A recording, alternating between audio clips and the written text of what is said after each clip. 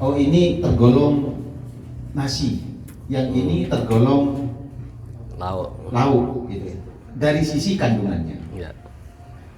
Nah, setahu saya yang penting kalau menurut petani, menurut peternak, ketika dikasih makan terus menerus, pada akhirnya nanti gemuk, ya, tanpa mempertimbangkan zat yang terkandung di dalamnya. Nah, sekarang yang menjadi permohonan kami, kalau boleh mungkin ke depan melalui komunikasi lebih lanjut nanti, saya ingin ada klasifikasi rumput, mungkin yang ini masuk Pak, kandungannya yang masuk yang golongan nasi, yang dalam arti kata mungkin mengandung energi, ya, yang untuk energi. ya. Terus kemudian yang ini mungkin lebih banyak yang protein, Ya, gitu. okay. Sehingga mungkin di pertemuan-pertemuan berikutnya, karena kami sering kumpul dengan mereka masyarakat, bahkan yang jauh lebih besar dari jumlahnya dari ini, ya. Ketika kita ada acara-acara tektek gitu Pak ya, bisa kami jelaskan juga, sehingga mereka ada tambahan pengetahuan. Dengan tentu dengan catatan sapi bisa gemuk, tetapi tetap sekaligus bisa reproduksi, tetap bisa hamil gitu. Karena bagi petani Bapak ya, kalau cuma bikin gemuk itu gampang, tanpa memperhatikan sisi bisa nggak berproduksi sekali itu. Atau sebaliknya mungkin bikin saja udah kurus nggak Bapak, itu biasanya reproduksinya lancar, cuman sapinya nggak gemuk-gemuk. Kalau untuk sono nggak cocok. Nah, terus kemudian di masyarakat peternak sapi sono itu kebiasaannya unik-unik Bapak. Ada yang sampai dikasih apa namanya, kelapa muda. Itu biasanya khusus untuk dengan sapi pedet untuk perkembangannya. Terus ada yang dikasih kopior. Dikasih kopior, dia dicampur dengan susu dengan telur. Oh, enak itu Pak. Orangnya nggak makan itu, tapi sapinya makan itu. Jadi mau tanyakan itu idealnya itu berapa? Artinya dari bobot, misalkan kita ukur bobot, atau misalkan kita cara mengukurnya dengan besaran, bukan bobot, idealnya itu berapa sih pakan per satu harinya? Karena kalau tidak punya dasar Pak, bisa saja ini analisa usahanya tidak nutup Pak, iya kan? Apalagi kalau orang Bukit Barat itu biasanya yang dikasih makan seperti apa yang disampaikan Bapak Kepala Desa barusan, kopior sama susu Pak, lagi ada telurnya, malah tambah dan nutup. Makanya itu saya mau Pak. Kelanjutan dari Bapak Kepala Desa barusan. Nah, seperti apa Pak? Mohon nanti kalau ada pertemuan berikutnya untuk dikasih perhatian atau bagaimana? Pak Istoyo, oke, baik. Yang pertama berkaitan dengan klasifikasi pakan. Mana yang nasi, mana yang lauk, mana yang sumber energi, mana yang sumber protein. Itu sebenarnya ada bukunya.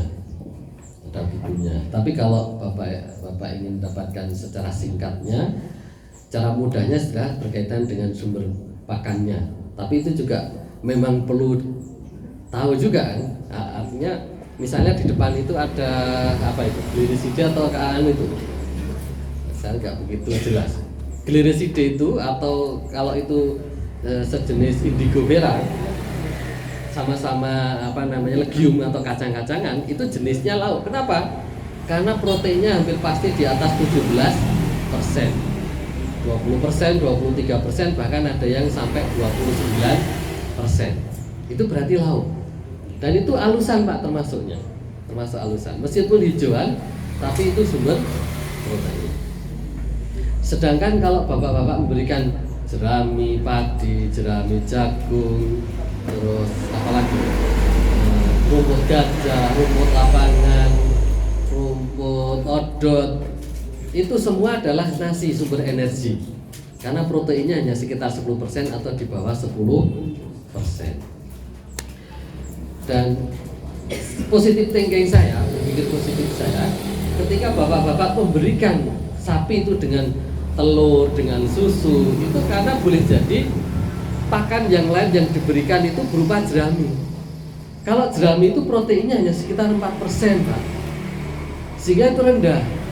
Padahal konsep ternak itu bukan pada jumlahnya, Pak. Beda dengan kita manusia.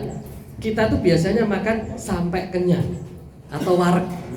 Kalau belum kenyang masih tambah. Kenapa? Masih belum kenyang. Kalau ternak itu makan itu untuk memenuhi nutrisi.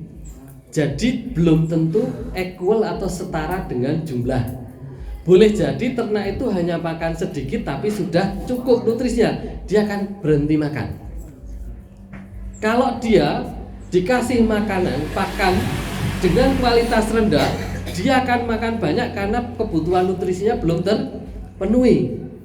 Nah, cilakanya itu kalau memang betul-betul kualitasnya jelek, jadi makannya sudah banyak, perutnya tadi sudah penuh, nutrisinya belum terpenuhi. Nah, itu repot memang ternaknya jadinya. Sehingga boleh jadi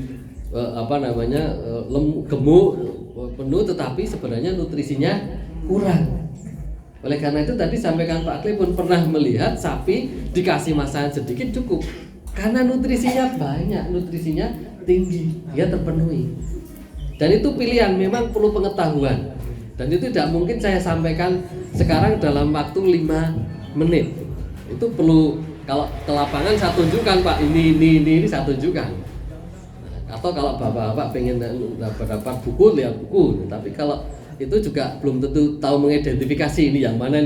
Tapi kalau kita ke lapangan bisa langsung ini yang ini, ini yang ini, ini yang ini. Ini nasi, ini sayur, ini lauk kan gitu. Itu lebih mudah, Pak. Daripada baca buku terus dicocokkan. Ini kok kayaknya mirip, tapi kok bukan ya?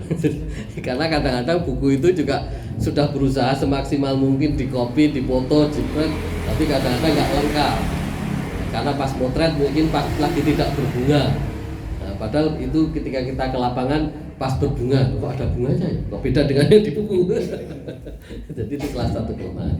Mungkin kalau ada kesempatan lain nanti kita bisa lanjutkan dengan melihat ke lapangan. Tapi yang jelas tadi konsep ternak makan itu adalah memenuhi nutrisi. Kalau yang berkaitan dengan pakan bentuk cair atau bentuk kering itu sebenarnya kan soal pilihan. Ada jenis pakan yang bentuknya cair atau pasta, itu nilai nutrisinya juga tinggi, dan mungkin bapak-bapak kenal yang namanya ampas tahu. Ya, ampas tahu, nggak tahu di sini ada nggak, Pak? Ada ya. Dan itu proteinnya tinggi, Pak. Bisa masih di atas 17%, tergantung perasannya seperti apa. Bisa sampai 20%, dan itu berarti jenis lauk, Pak, itu. Dan itu alusan. Sehingga kalau diberikan pakan itu nggak harus banyak, tapi tetap masih perlu sumber seratnya, karena itu energi. Sumber serat itu yang nasinya tadi, yang rumput, yang jerami itu sumber serat, itu energi tetap diperlukan. Kalau hanya protein saja ya berarti nanti energinya kan kurang, nasinya kurang, tapi tidak harus banyak. Nah, kalau ditanya berapa banyak idealnya, gampangannya itu adalah 10%, Pak, dari berat badannya sapi. Jadi kalau bapak-bapak punya sapi berat badannya 300 kg, berarti sehari memberi pakannya adalah 30 kg. Nah, itu konsep simpel sederhananya. 10% dari berat badan. Dan itu bisa plus minus, kenapa? Karena tadi tergantung nutrisinya. Nah, boleh jadi kalau 30%, 10% itu atau 30 kg dari 300 kg berat badan, 30 kg tapi jerami padi semua, nah masih kurang. Nah, proteinnya cuma 4%, berarti ini cuma serat, hanya energi saja, kurang. Cuma kenyang, Pak. Ya, cuma kenyang saja, tapi nutrisinya kurang. Kalau untuk sapi Madura dia tetap bisa tumbuh, bisa beranak, bisa.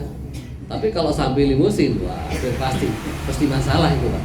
Kalau sapi limusin, sapi simental itu pasti masalah. Tapi kalau sapi Madura, sapi Bali, sapi PO yang putih itu nggak masalah.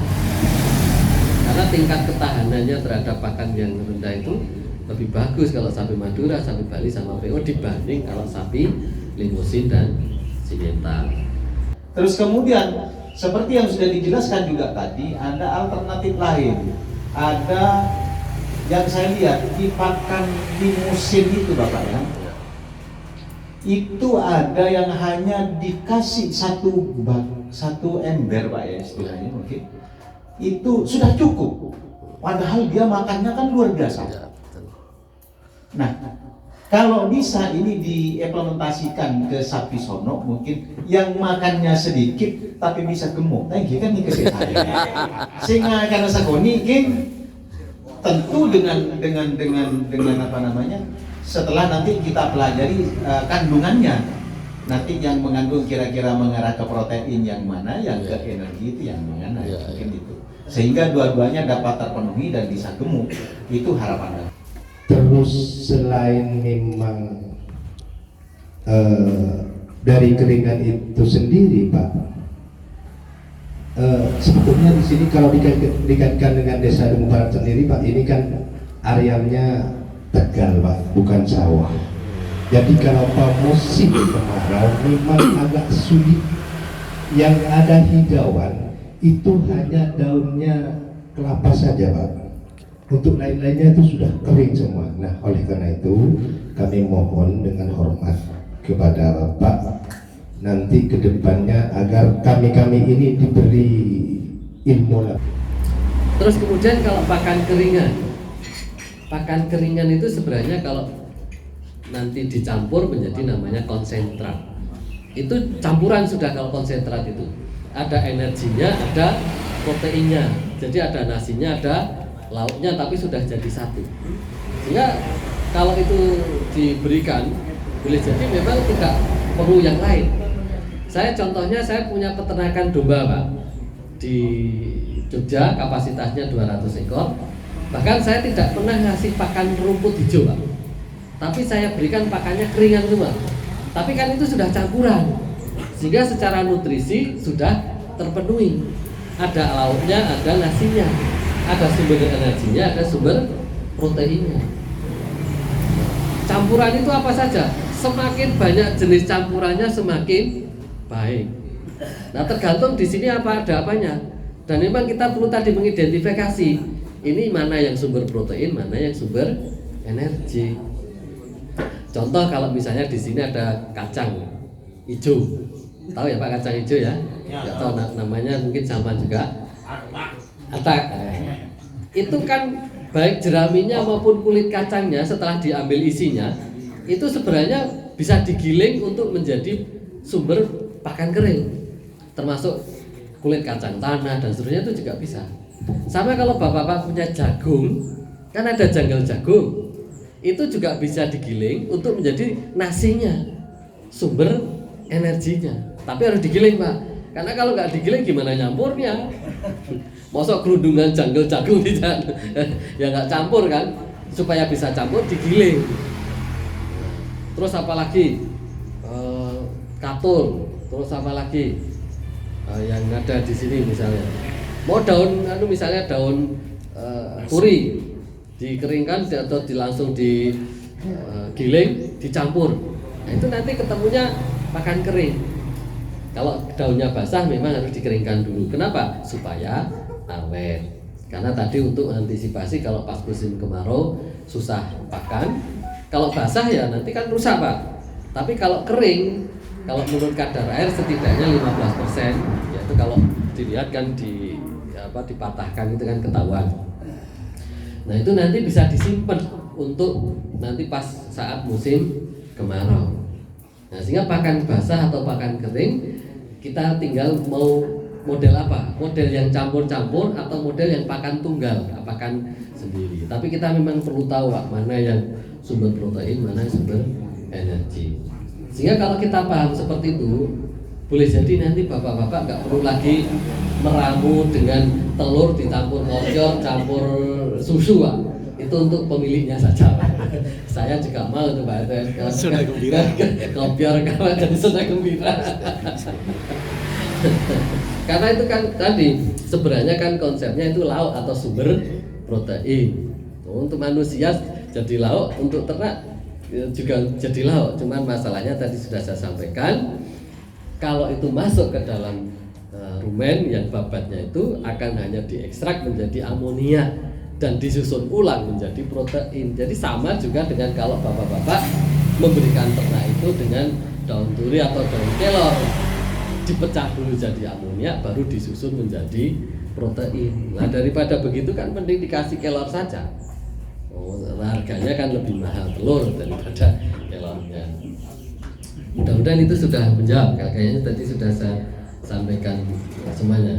Konsep tentang ternak memberikan kecukupan nutrisi bukan pada jumlah. Nah, kalau ada yang kurang nanti bisa disampaikan.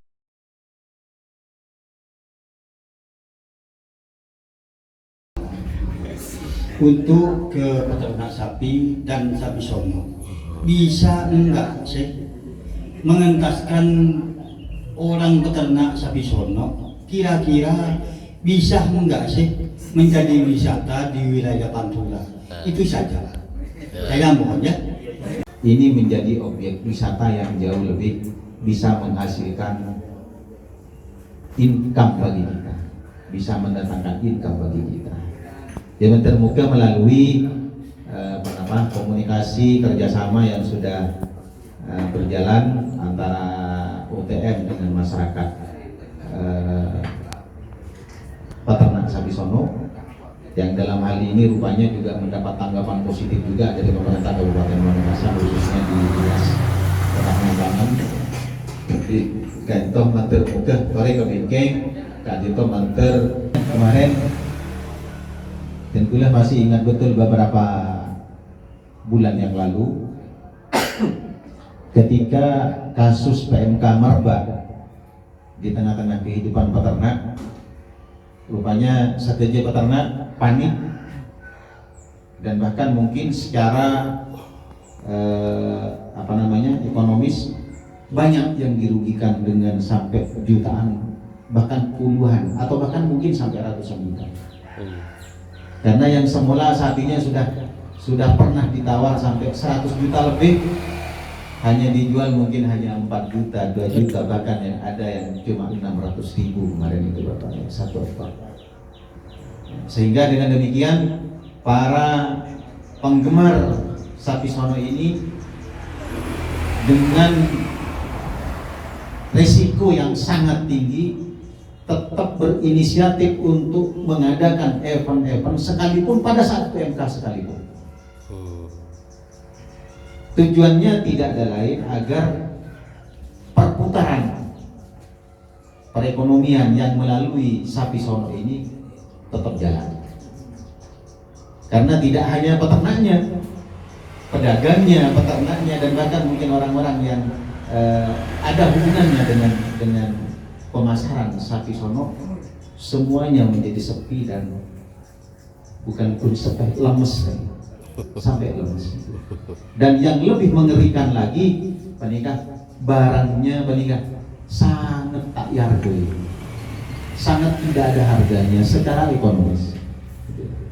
Bayangkan kalau dari ratusan juta hanya menjadi 600.000, belum 100.000, 1.200.000, padahal itu berapa kilo. Dan kita sudah mendapatkan penjelasan sebenarnya dari Dinas Kesehatan bahwa itu adalah tidak berpengaruh kepada kesehatan manusia.